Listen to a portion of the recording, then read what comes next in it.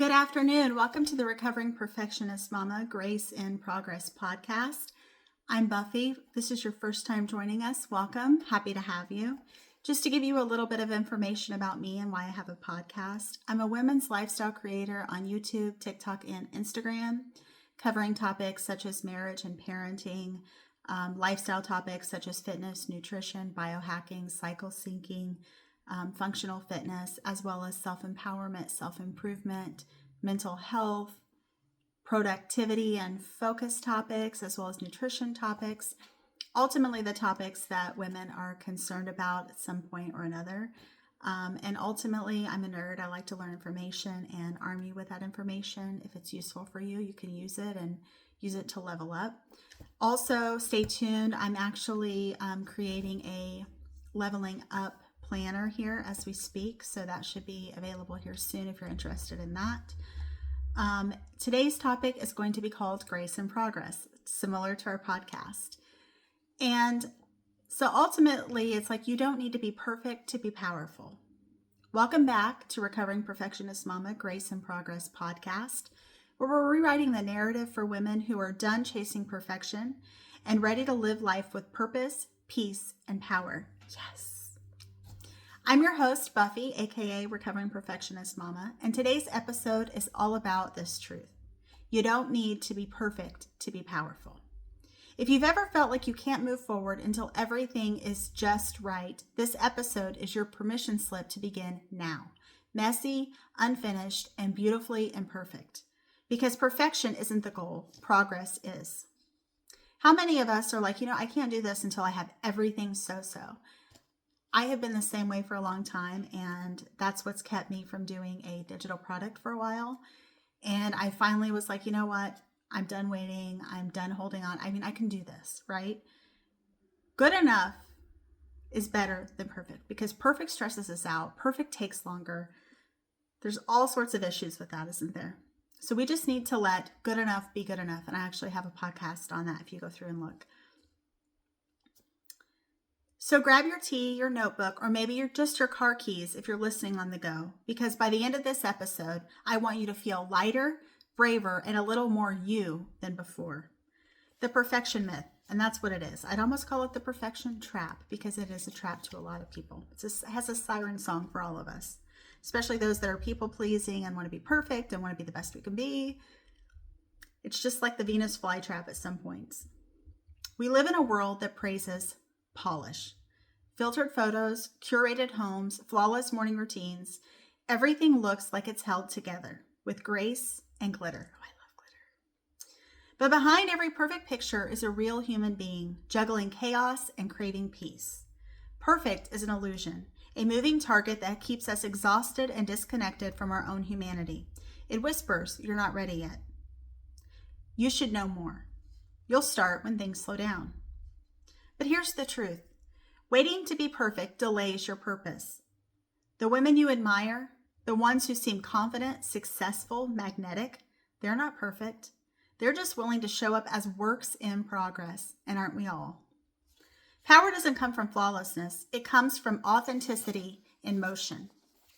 The power of being in progress. Let's reframe what progress actually looks like. Progress isn't linear. It's layered, messy, and deeply human because we're all human.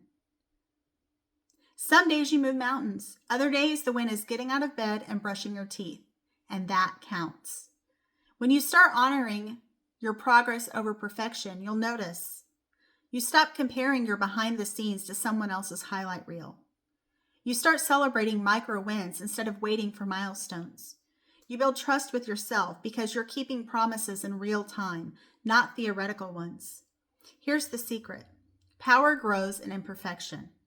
Every stumble teaches resilience. Every detour adds wisdom. Every pause refuels your purpose. Grace is a daily practice. Grace isn't passive. It's active compassion for yourself. It's looking at your reflection, messy bun, unwashed clothes, half-done goals, and saying, I'm still worthy, I'm still enough, and I'm still powerful. Here's how to start living grace in progress. Redefine success. Instead of, did I do it perfectly? Ask, did I show up with heart? 2, practice self-forgiveness in real time. Don't wait until the end of the day to release guilt. The moment you notice shame creeping in, say out loud, I'm learning, I'm growing, I'm giving myself grace. 3, build buffer days. Life doesn't always go as planned. Give yourself margin for mess. 4, celebrate 80% days. You don't need to hit 100% to have a meaningful impact. When you embody grace daily, your confidence stops depending on performance. It starts coming from peace. The inner critic versus the inner coach. We all have two voices inside of us, the critic and the coach. The critic says you're behind. The coach says you're building momentum. The critic sees flaws. The coach sees feedback. Which voice are you amplifying? Here's a simple exercise. Write down 3 things you're proud of this week. Not perfect, just proud. Then ask, what would my inner coach say about this moment? When you start coaching yourself instead of criticizing yourself, progress becomes lighter, and you start showing up with authenticity instead of anxiety. Progress in real life. Let's make this practical. Progress looks like sending the email even though your heart's racing, posting the video even if your hair's not perfect, apologizing first when your pride wants to be right, starting over again because healing isn't linear. These aren't small moments. They're evidence of growth. You're already powerful, not because you've arrived, but because you keep showing up. Progress is what builds momentum, and momentum builds miracles. Integration and reflection. Let's integrate everything we've talked about today. Perfection isolates, progress connects. When you start living with grace, you don't just free yourself, you give permission for others to do the same. You model what real growth looks like. So here's your reflection prompt for the week. Where can I let grace replace guilt? In your daily affirmation, I am allowed to be a masterpiece and a work in progress at the same time. In closing, you don't need to be perfect to be powerful. You don't have to have it all figured out to make an impact. You just need to be willing to take the next step in grace, faith, and in progress. So if no one's told you lately, you're doing better than you think, and your growth is enough. Thank you for tuning in to Grace in Progress. It really means a lot to me. And I enjoy doing this podcast and giving you all tips and encouraging you because I'm a natural encourager at heart, and I love that. My ultimate goal, though, is to have a community of like-minded women who are looking to level up and continue improving and making their life the life that they want to live. So if this episode spoke to you, please share it with another recovering perfectionist who needs a reminder that her power isn't waiting at the finish line. It's right here in the middle of her becoming. Until next time, breathe, soften, and keep walking in grace. Screenshot this episode, share it in your Instagram stories, and tag me, recovering_perfectionist_mama, with one thing you're giving yourself grace with this week.